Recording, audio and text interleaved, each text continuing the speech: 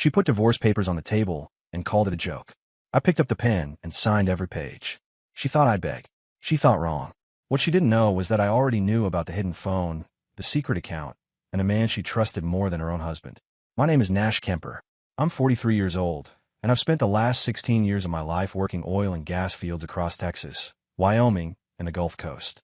Senior technical specialist, which sounds impressive until you understand what it actually means. You're the guy they call at 2 in the morning when a pressure valve fails in the middle of nowhere, and you drive 4 hours in the dark to fix it, because that's your job, and you take your job seriously. Same way I took my marriage seriously. I met Lydia at a 4th of July cookout at a mutual friend's place in Midland. She was 24, laughing at something across the yard, wearing a yellow sundress, and not caring who noticed her.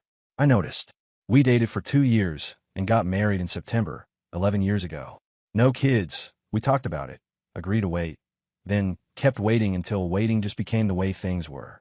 For the first few years, we were good. Really good. I was gone a lot, sure. The job demands it. But when I was home, I was present. I cooked, I fixed things, I showed up to her work events in a clean shirt, and made conversation with people I didn't particularly like. I thought that was enough. I thought being steady and dependable was the foundation a marriage needed. What I didn't realize was that Lydia had a different definition of enough. The shift was gradual. Subtle in the way slow leaks are subtle. You don't notice until the damage is already done. She started working later. Started having more after-work drinks with colleagues. Started talking about a guy from the pharmaceutical company that supplied her clinic, Zach Pelton, with a casual frequency that, in hindsight, should have raised every flag I owned. But I was tired a lot. I was on a long-haul rotation up in Wyoming for most of that spring, and when I'd come home every 2 weeks, the house felt slightly different each time. Not in any way I could point to. Just a degree or two off from what it used to be. Like a compass that's close, but not quite north. The Tuesday it all came apart started like any other. I'd been home for 3 days after a 2-week stint in the Permian Basin. Lydia made pasta for dinner, the good kind, with the sauce she'd been making since we were dating. We ate. We talked about small things. She asked about a noise the dishwasher had been making. I said I'd look at it. Normal. Ordinary. Then she cleared the plates, reached into the kitchen drawer where we kept takeout menus and loose batteries, and pulled out a manila envelope. She set it on the table between us with both hands, like she was presenting a contract at a business meeting. I need you to look at something, Lydia said, keeping her voice measured. I wiped my hands on a dish towel and pulled the envelope toward me. Inside was a neat stack of papers, printed and formatted with professional precision. Legal header at the top. Our full names. The word dissolution in clean, official type. Divorce papers. Fully completed. Her signature already on the last page in that looping, confident handwriting I'd watched sign Christmas cards for a decade. I looked up at her slowly. She tilted her head with a half-smile, the kind you give when you're waiting for the punchline to land. It's just a joke, Nash. Relax. I found a template online and thought it would be funny. You've been so serious lately. I figured it'd shake things up. I looked back down at the papers. Read through the first page. The second. Every field filled in. Assets itemized. The house. My 401k. Her car. Even the dog, Ranger, listed under her proposed custody. This wasn't a template someone threw together for a laugh. This was work. Careful, deliberate work. I stood up, walked to the counter, and picked up the pen we kept by the notepad next to the phone.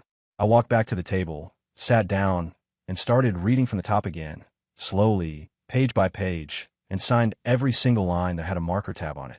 Lydia watched me, with a smile still on her face. Then the smile began to fade.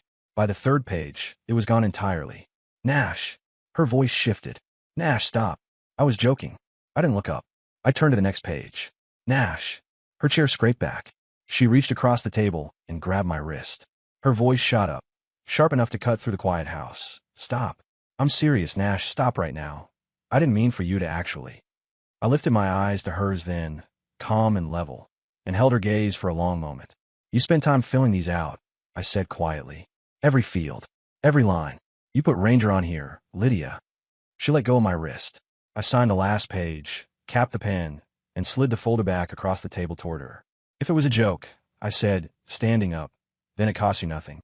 But if it wasn't, I paused at the kitchen doorway and looked back at her. Then you just got exactly what you were building toward. I went upstairs.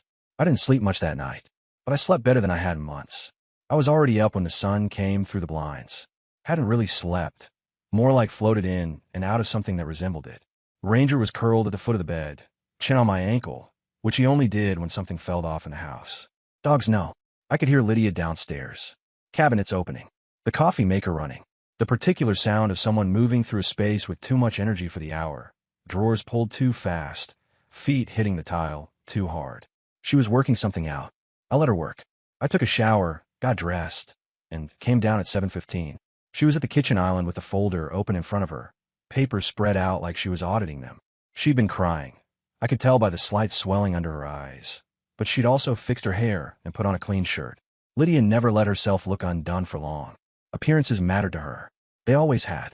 She looked up when I walked in. I poured myself coffee without saying anything and sat across from her at the table. "You're not seriously going through with this," she said, her voice carrying that careful, controlled tone she used when she was managing a situation. I took a sip and set the mug down. "You prepare those papers, Lydia. That wasn't a template you grabbed off Google. Someone helped you with that." Her jaw tightened. "I told you, it was a joke. A stupid impulse. I wasn't thinking."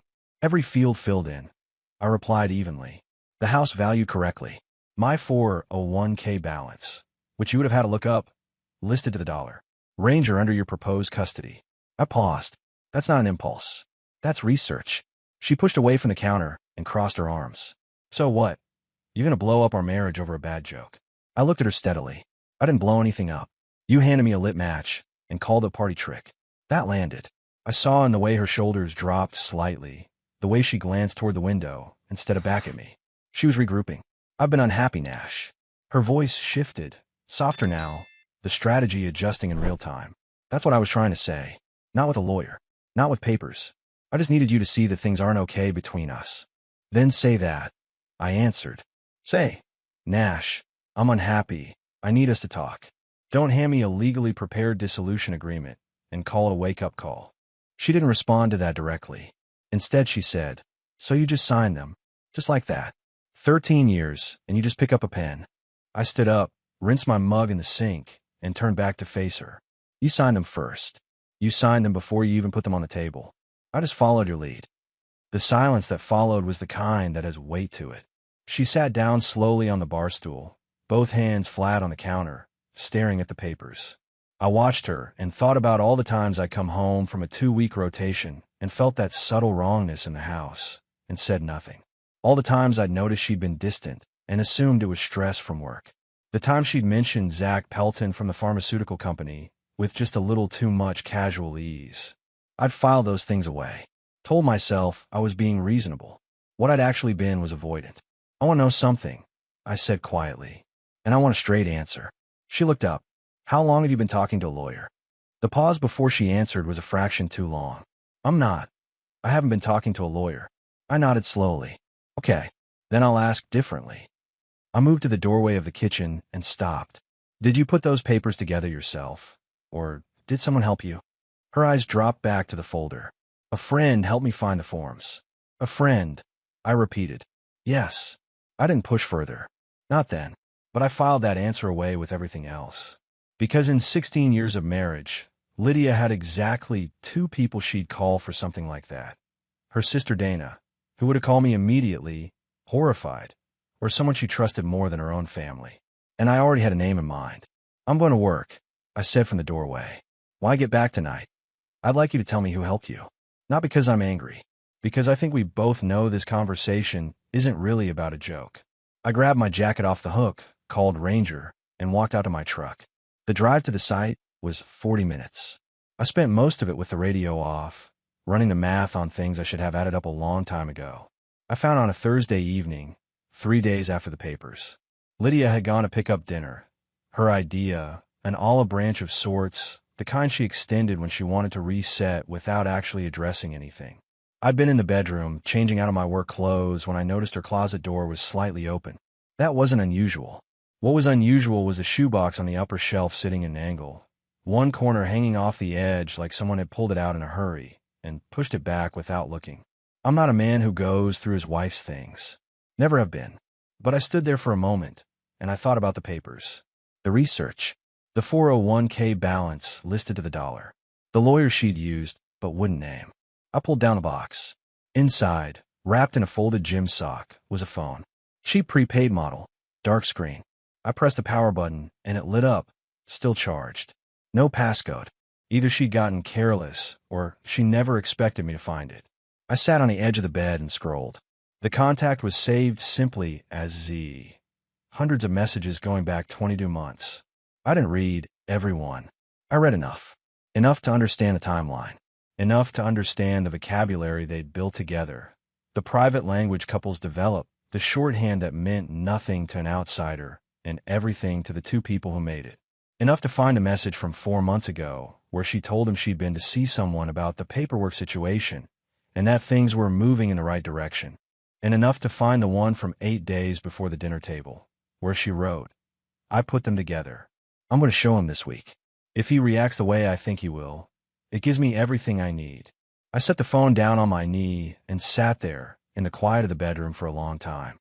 She hadn't handed me those papers as a joke. She hadn't handed them to me as a wake-up call. She'd handed them to me as a trap. If I'd gotten angry, raised my voice, acted out, she'd have had grounds to paint me as unstable in the proceedings. If I'd begged her to stay, she'd have known she had the upper hand. Either way, she won. What she hadn't planned for was the pen. I heard the garage door open at 7:40. I put the phone back in a box, put the box back on the shelf at the same crooked angle I'd found it, and went downstairs. We ate dinner at the kitchen table. She talked about something that happened at the clinic. I listened, asked a question or two, and said nothing about the phone. Ranger sat under my chair and leaned against my leg the whole meal. After she went upstairs, I called my buddy Todd. Todd Garner and I had been friends since high school, the kind of friend who tells you things you don't want to hear and doesn't apologize for it.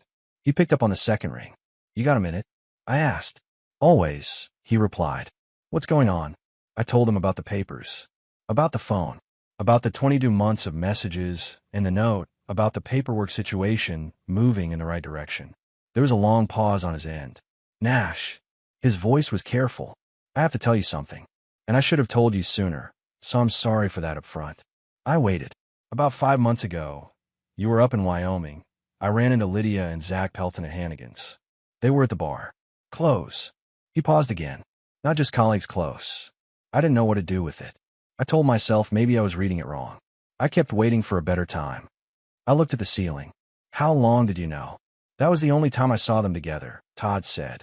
But I had a feeling before that. The way she talked about him at the Hendersons' cookout last summer. I should have said something then. I'm sorry, brother. I exhaled slowly. I'm not going to pretend that doesn't sting. But I'm not angry at you. You should be a little. Maybe, I admitted. We'll talk about that in person. Right now I need a good family attorney. You still know that guy in Odessa? Dave Pratt. Yeah. I'll text you his number tonight. Appreciate it. I sat in the dark kitchen for another hour after that, thinking about what Lydia had written.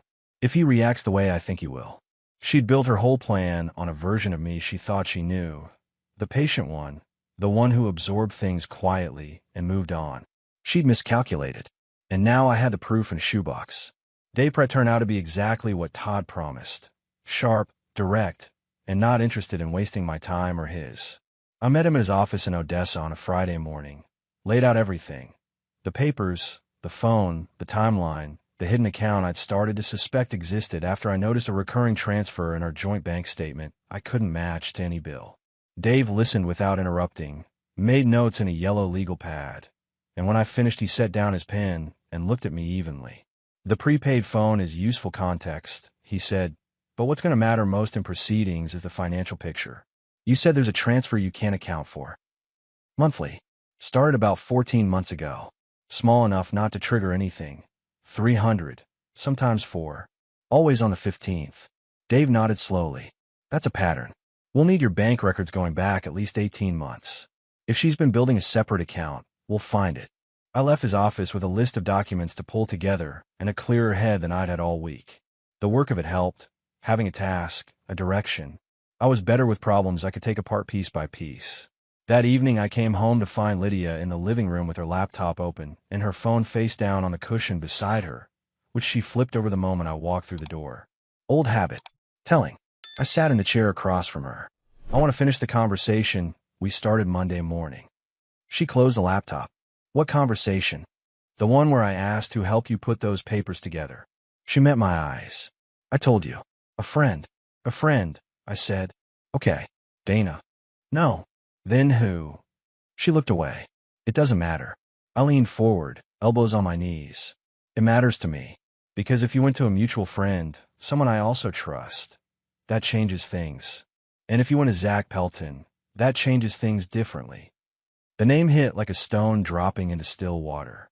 She didn't flinch visibly, but her right hand moved to her phone and then stopped itself. Why would I go to Zach for something like that? Her voice stayed even, but her eyes had gone careful. That's not a denial, I replied. She stood up and crossed the window, arms folded, back to me. You've already decided what you think is happening, Nash. Nothing I say is going to change that. Try a straight answer, I said quietly. Just once. I've been in this marriage for 11 years. I've earned that much. She turned around then, and something in her face shifted. Not guilt exactly, more like exhaustion. Like she was tired of maintaining the architecture of the story she'd been telling. I talked to someone who knew the process, she admitted finally. Someone I trusted. That's all I'm going to say. It was the closest thing to a confession I was going to get that night. I stood up. I've contacted an attorney. His name is Dave Pratt. You'll want to find representation. Her eyes widened slightly. You already went to a lawyer? You already went to a lawyer, I replied. I just caught up. I took Ranger for a long walk after that. The night was clear and cold, stars out over the flat West Texas horizon, the kind of sky that makes problems feel appropriately small. I thought about 11 years. The main trip, the cookouts and the road trips, and the long stretches when the marriage had felt like a genuine thing. It hadn't all been performance. Some of it had been real. But the phone in the shoebox was real too. And you can't unknow what you know. Dave Pratt moved fast once I handed him the bank records. The transfers, 14 months of them, averaging $340 each, traced back to a savings account at a credit union in Midland that held Lydia's name only. Opened 16 months ago, 2 months before the transfer started. The balance when Dave's forensic accountant pulled the records, just over $6,200. Not a fortune, but enough to tell a story about intention. Dave called me on a Tuesday afternoon while I was on site reviewing a pressure report. I stepped away from the crew and took the call leaning against my truck. We've got it documented, he said. The account, the deposit history, the timing. She opened it 2 months after her first contact with a family law firm in Midland, which we also confirmed through public filing records. She was planning this exit for a long time, Nash. I watched one of my guys torque a connection fitting on the far side of the equipment pad. Steady hands, focused work. I envied the simplicity of it right then. What does that mean for the proceedings? I asked. It means her position weakens considerably, Dave replied. Undisclosed marital assets cut against her proposed division, combined with the prepared documents she brought to you, which demonstrates premeditation. Her attorney is going to have a harder time painting her as the aggrieved party. We appeared in court 3 weeks later for the initial hearing. Lydia was there with her attorney, a woman named Celeste Vaughn who had the polished, unhurried confidence of someone who'd done this 100 times. Lydia herself was dressed conservatively, navy suit, minimal jewelry, and she wouldn't look at me when we sat down on opposite sides of the room. The hearing was procedural. Filings confirmed, timelines established, temporary orders regarding the house, and shared accounts put in place. I sat with my hands flat on the table and listened to my marriage being reduced to a sequence of legal steps. It wasn't painful the way I'd expected. It was more like watching a building get deconstructed, methodical, piece by piece, nothing dramatic. Until Celeste Vaughn raised the issue of spousal support. Given the income disparity between the parties and Mrs. Kemper's current earning capacity, she said smoothly, we're requesting temporary support during the pendency of proceedings. I felt the muscles in my jaw tighten. Lydia earned good money as a clinic office manager. Not what I made, but solid. She wasn't struggling. She was asking for support not out of need, but out of strategy. Dave handled it calmly, noting the hidden account and the premeditated nature of the filing. The judge, a methodical man named Hollister who gave nothing away, ordered a financial disclosure from both parties before ruling on support. It wasn't a win, but it wasn't a loss. Walking out of the courthouse into the hard West Texas sun, I felt the familiar weight of things being out of my hands. I didn't like that feeling. I'd spent my career being the man who controlled the outcome through preparation and precision. Here I was dependent on a process that moved on its own schedule. Lydia caught up to me in the parking lot. Her attorney was still inside. She walked alongside me for a few steps before speaking. You didn't have to go this hard, she said quietly. I stopped walking and turned to face her. You opened a secret account 16 months ago, Lydia. You consulted a lawyer before you ever said one word to me about being unhappy. You prepared legal documents and called them a joke. I paused. I didn't go hard. I went honest. Her expression tightened. I was protecting myself. From what? I asked. From me? Name one time in 11 years I gave you a reason to protect yourself from me. She looked away. The parking lot was quiet except for the wind pushing a paper cup along the asphalt. I know about the account, I said. I know the timeline. And I know you weren't alone in building your exit plan. I put on my sunglasses and picked up my keys. Get a fair attorney, Lydia, because what you've got now is going to cost you more than you planned for. I drove back to the site. I had a job to do, and unlike some things in my life lately, that was something I still knew how to finish. The post showed up on a Thursday night. I saw it because Todd sent me a screenshot with a message that just said, "Heads up, Lydia had posted on her social media. Not Facebook, her Instagram, which she used more for professional networking than personal stuff." The photo was a close-up of a coffee cup on a windowsill, morning light, very curated. The caption was 3 paragraphs long. She wrote about years of feeling invisible, about finally choosing herself, about the courage it takes to walk away from something that stopped feeding your soul. She didn't name me. She didn't have to. Anyone who knew us knew exactly what she was describing. And she had 400 followers, including people we'd worked alongside, attended cookouts with, sat next to at mutual friends' dinner tables. I read it twice. Then I set my phone face down on the kitchen counter and stood there for a moment. The anger was there. I won't pretend it wasn't. But underneath, it was something colder and more clarifying. The recognition that she was managing the narrative again, building the public version of the story before anyone could ask questions. Getting her version out first so mine would look like a rebuttal. I didn't respond. Not publicly. I wasn't going to give that post the dignity of a reaction. What I did instead was call my father.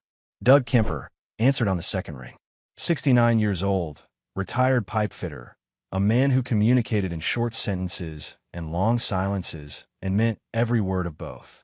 I hadn't told him much, just that Lydia and I were separating. I hadn't wanted to get into the specifics until things were clearer. That night, I told him everything. He listened without interrupting, which was his way.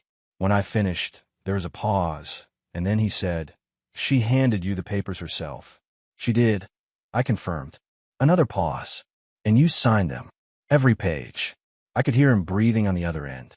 Then, "Good. You didn't beg?" "No, sir." "Good," he said again, and the word carried about a decade's worth of approval in it. "Your grandfather always said, when a woman shows you who she is, believe her the first time." "Sounds like she showed you." "Yeah," I said. "She did." "You need money?" "No, I'm fine." "You need me to drive down?" I looked around the kitchen. Ranger was at the back door, nose pressed to the glass, watching something move in the yard. The house was quiet in the way it had become. Not empty, just mine. "Not yet. But I might take you up on that in a few weeks." "Whenever you're ready," Doug said. "I'm not going anywhere." We talked for another 20 minutes about nothing in particular. A pipe repair he'd done on his neighbor's irrigation, a college football game he'd watched. Normal things. The kind of conversation that reminded me there was a world outside the proceedings and the paperwork and the post about souls and courage. After he hung up, I went outside and sat on the back steps with Ranger pressed against my knee. The sky over West Texas was enormous and dark and full of stars that didn't care about any of this. I appreciated that about stars. By the following Monday, 3 people from our shared social circle had texted me, carefully, obliquely, to let me know they'd seen the post and wanted me to know they weren't taking sides. The subtext was clear. They'd seen through the performance. That mattered more than I expected it to. One of them was a guy named Phil from our neighborhood who'd known us both for 5 years. His text said simply, "Saw what she put up. That kind of post always says more about the person writing it than they realize. You good?" I texted back, getting there. And for the first time in weeks, I actually meant it. Doug Kemper drove down from Amarillo on a Friday afternoon 3 weeks after the courthouse hearing, showing up unannounced the way he always did. No warning text, no estimated arrival, just the sound of his old F-250 pulling into the driveway at 4:15 while I was in the garage reorganizing the tool wall. He climbed out slowly, His right knee had been giving him trouble since a fall on a job site 6 years back, and stood looking at the house for a moment before he looked at me. "You lose weight?" he asked. "Few pounds maybe." He nodded like that confirmed something. "You eating real food, or just whatever's in the fridge?" "Both, depending on the week." He grunted and reached into the truck bed for a canvas bag. "Brought a pot, roaster Aunt Carol made. You still have that Dutch oven I gave you?" "Bottom cabinet, left of the stove." We went inside.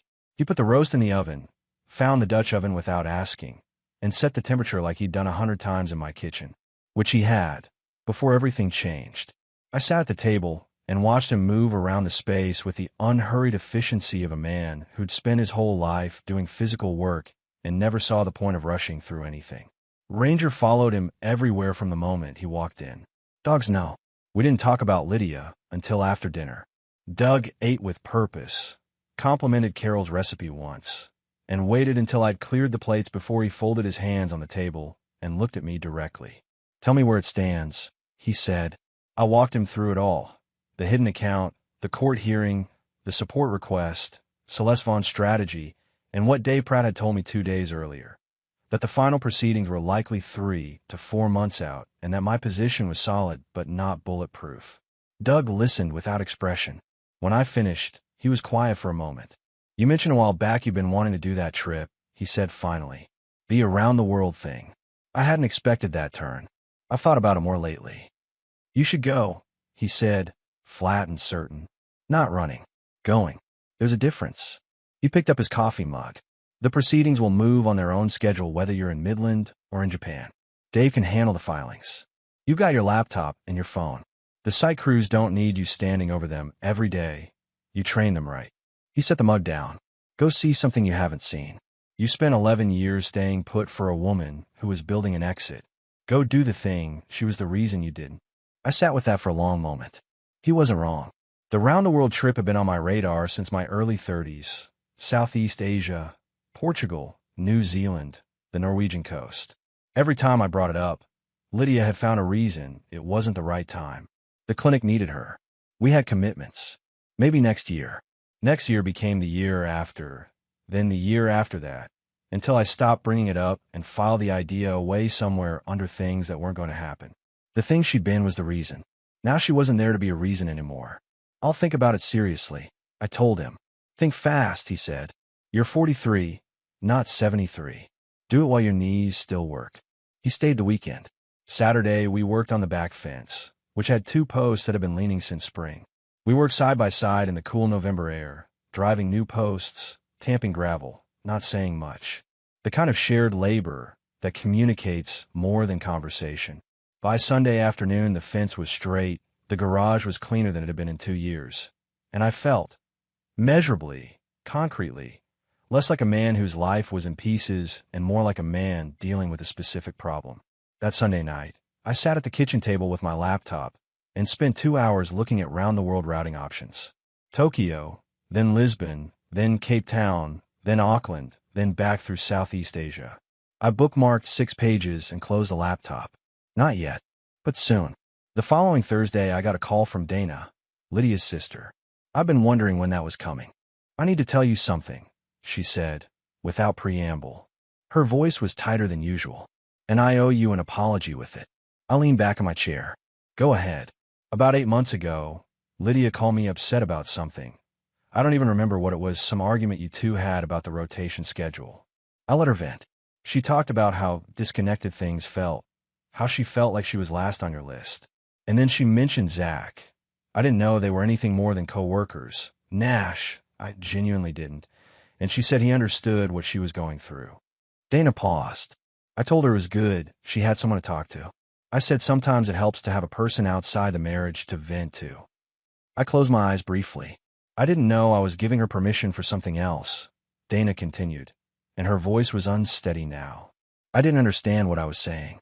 By the time I figured out what was actually going on between them, you'd already signed the papers, and she'd already moved out. She paused. "I'm sorry, Nash. I was trying to be a supportive sister, and I accidentally handed her a green light." I thought about that for a moment. Dana had always been straight with me, straighter with me than with Lydia, half the time. She wasn't calling to defend her sister.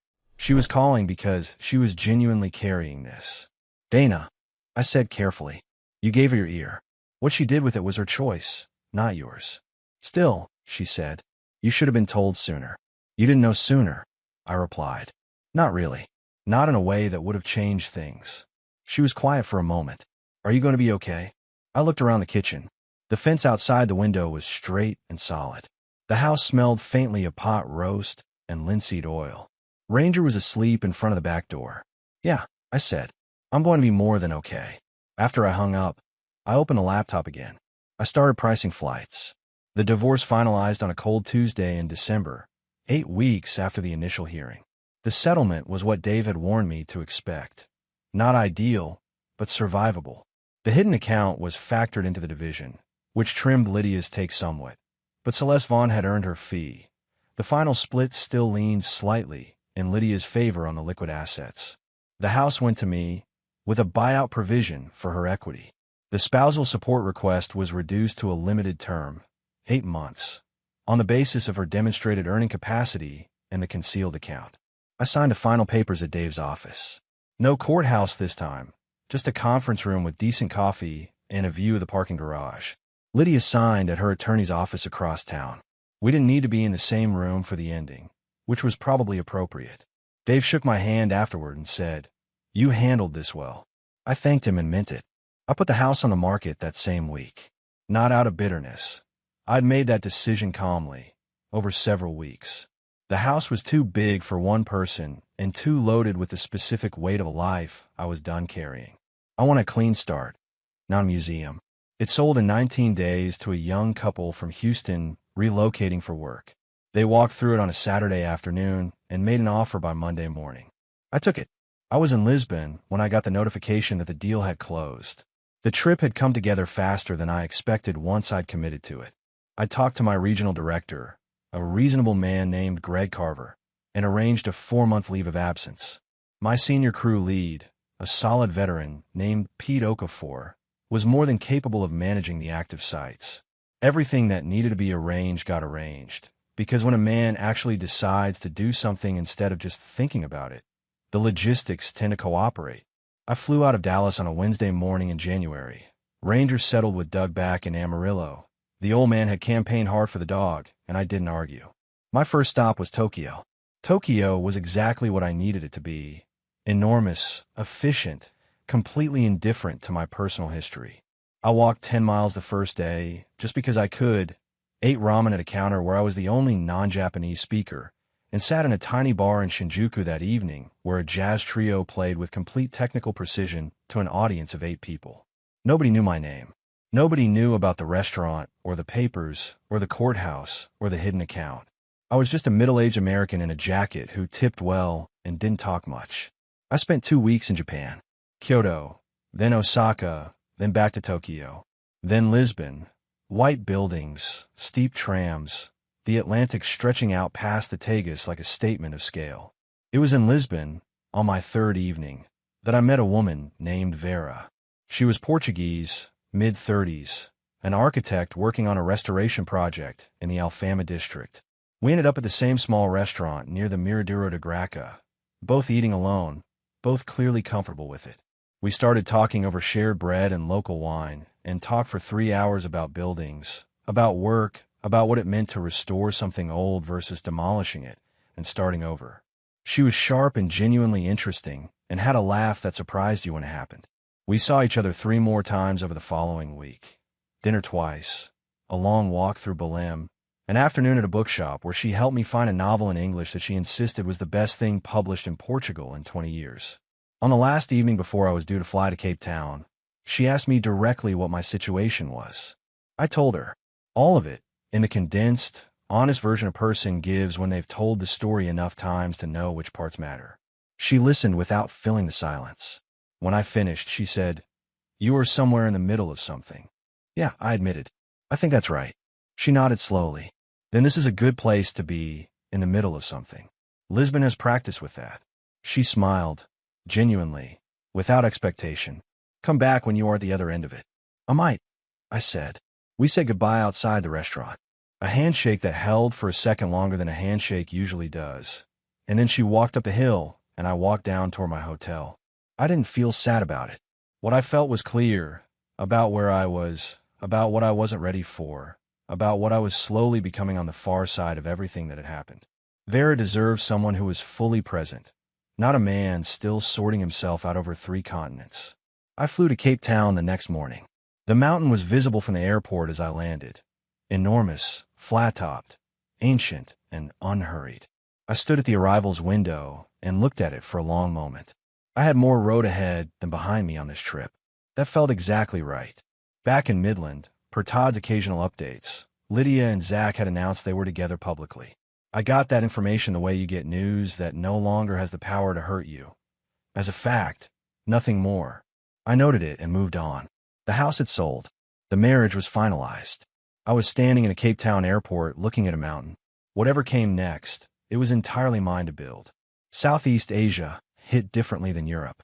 Lisbon had been beautiful and melancholy in equal measure, the kind of city that makes you feel your losses in an almost literary way.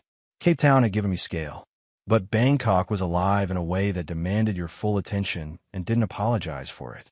Traffic and heat and color and the smell of street food at every corner, tuk-tuks threading gaps that shouldn't fit them, temples rising gold and unhurried above the noise.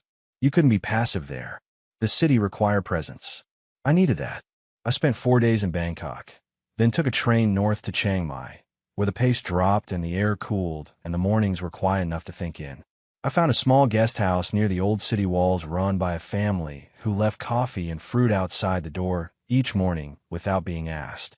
I settled into a routine: early walk, coffee, writing for an hour, then the day open and unscheduled. It was in Chiang Mai, in the middle of my second week there, that Todd's message came through. Heads up, Lydia and Zach are done. Heard from Phil. Apparently it fell apart fast. She's staying with Dana for now. I read it twice, sitting on the steps outside my guest house while a temple bell rang somewhere in the distance. I waited to feel something significant: satisfaction, vindication, maybe a residual sting. What I actually felt was very close to nothing. Not emptiness, just the clean neutrality of something that had stopped having a claim on me. I typed back, "Appreciate the update. How's the family?" Todd replied with a paragraph about his daughter's soccer season. That was the right proportion. That was exactly the right proportion. I thought about Lydia that evening over dinner. The good version of her. The one from the early years. The one who'd smiled with her whole face at that 4th of July cookout in Midland. That version had been real. I hadn't invented it. Whatever had eroded it, restlessness, boredom, the particular hunger some people carry that no single person can ever fully feed, that had been real too, just not something I'd been equipped to fix. She'd made her choices. Zach had made his. And now they were sitting somewhere in the wreckage of those choices. And I was in northern Thailand listening to temple bells. I didn't feel superior. I just felt free. The following week, Dave Pratt sent the final financial confirmation. The house had fully transferred. The accounts were settled. The limited support payments were structured and automatic. Everything was clean. Everything was done. I was in a cafe in the old city when I read the email. I ordered another coffee, finished the chapter I'd been writing in my journal, and went for a long walk along the moat that circled the ancient walls. 11 years, reduced to a series of clean, finalized documents. There was something both brutal and merciful about that. That night I called Doug. "How's the dog?" I asked first. "Fat and happy," my father said. "I've been giving him Carol's table scraps." "Don't tell me not to." "I won't." A pause. "How are you?" "I think I'm actually good," I said. And I meant it in a way I hadn't fully meant it before. Not performing good. Actually good. Doug was quiet for a moment in the way he got when something mattered to him. "When are you coming home?" 2 more weeks. "I want to go through Bali before I head back." "Bali?" He said it like I'd named a planet. "What's in Bali?" "I don't know yet," I said. "That's the point." He made a sound that was as close to a laugh as Doug Kemper ever got. "Fair enough. I'll keep the dog fat until you get back." I'd expect nothing less. 2 weeks later I flew home. Dallas first, then connecting to Midland. The flight was long, and I slept most of it, waking up somewhere over the Pacific with the kind of clear-headed calm that only comes from actual rest and actual distance. Coming back to the house felt different than I'd expected. It was still mine, The fence Doug and I had fixed standing straight in the winter light. Ranger going absolutely sideways when I walked through the door, the Dutch oven still on the bottom cabinet left of the stove. But the weight that had lived in the walls was gone. Not because anything had been resolved dramatically, just because enough time had passed and enough miles had accumulated that the walls were simply walls again. The first week back, I had dinner with Todd and his wife. Normal evening, good food, real laughter for the first time in a while. On the drive home, I thought about the round-the-world itinerary I'd sketched out and then actually completed, the cities I'd walked through alone, the bench in Lisbon where Vera and I talked about buildings, the Chiang Mai morning when Todd's message arrived, and I'd felt nothing where pain used to live. The second week back, I drove up to Amarillo to collect Ranger from Doug. The old man had clearly gotten attached. He handed the dog over with the resigned expression of a man surrendering something under protest. You could visit more, I told him. I could, he agreed. I might. We ate dinner at Carol's table. Pot roast again, which I was beginning to think was the Kemper family response to every significant life event, and I told them about the trip in pieces, the parts worth telling. Tokyo's scale, Lisbon's light, the Cape Town mountain, the Chiang Mai mornings. Doug listened and asked 2 questions, which for him was high engagement. Driving back to Midland with Ranger asleep across the back seat, I thought about what came next. The job was waiting. Pete Okafor had managed everything cleanly, and I'd be stepping back into a functional operation, not a mess. The new equipment certification I'd been putting off for a year was now going to happen. In the spring, maybe I wanted to look at a small plot of land east of Midland where a friend had mentioned building might be possible. New plans. Real ones, not deferred ones. I wasn't in a hurry to find anyone. I knew that about myself now, with a clarity that hadn't been there before the trip. Vera had been right. I'd been in the middle of something. I was at the other end of it now, or close enough to see the other end clearly. When the right time came, it would come. I wasn't going to manufacture it. The road back to Midland was long and straight, and lit by a sky full of stars that didn't care about any of this. They used to feel lonely. Now it just felt like the size of things. 3 months after I came home, I bought a piece of land. 12 acres east of Midland, mostly flat with a ridge line along the northern edge that caught the morning light in a way that stopped me cold the first time I walked it. The soil was good. The elevation was enough to matter. And there was room, real room, to build something from scratch without working around what someone else had left behind. I wasn't ready to build a house yet, but I bought the land because knowing it was there changed how I oriented toward the future. Like a compass finding north after spinning loose for too long. Dave Pratt called me on a Tuesday in March. Not about the divorce. That was fully settled. But because he'd heard something through the professional network and thought I should know. Lydia's situation has changed, he said, with the careful neutrality of a man delivering information without editorializing. The support payments. She's been trying to access the structured account early. Her attorney filed a modification request last week. What's her basis? I asked. Change of circumstances. Apparently the position at the clinic ended, and from what I understand, there are some personal financial pressures as well. He paused. I'm only telling you this, so you're not caught off guard if you receive a filing. The modification request is almost certainly going to be denied. The original order was explicit about the term and conditions. But you should be aware. I thanked him, ended the call, and sat for a moment. The clinic position was gone. The Zach situation was already finished according to Todd. Whatever financial cushion she'd imagined from the settlement had apparently not stretched as far as planned.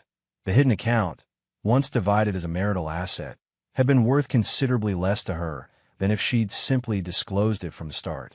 The legal fees from Celeste Vaughn's billing had eaten further into her share. The 60-40 split she'd maneuvered for had landed somewhere well south of what she'd originally drawn up in those careful, deliberate papers. I didn't feel satisfaction about that. What I felt was the quiet, impersonal recognition of a pattern completing itself. She played a long, calculated game. The calculation had been wrong on multiple levels, and wrong calculations have consequences that don't ask for your opinion.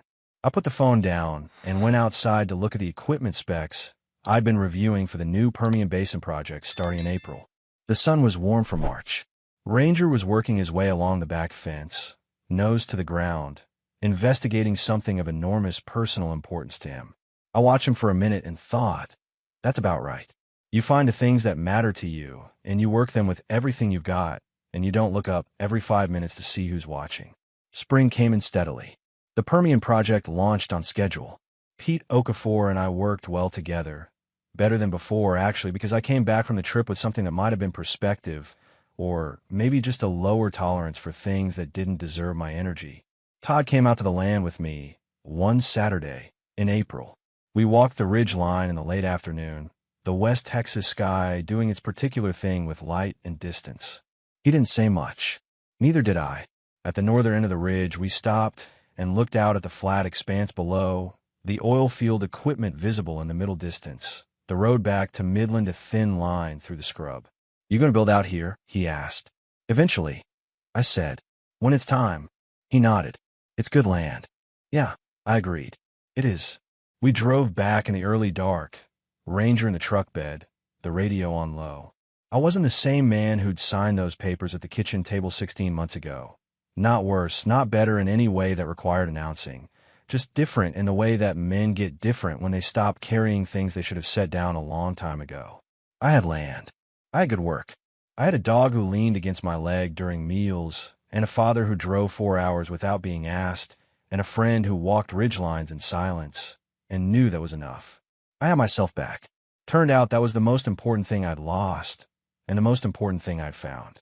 The night I drove back from the land that Saturday, I stopped at the old roadside diner on the highway, the kind of place that's been there since before the interstate, chrome counter and bad lighting and coffee that's been sitting since noon. I sat at the counter and ordered a burger and ate it alone, and it was one of the better meals I'd had in a while. Not because of the food, because I was hungry, and I was fed, and I was home.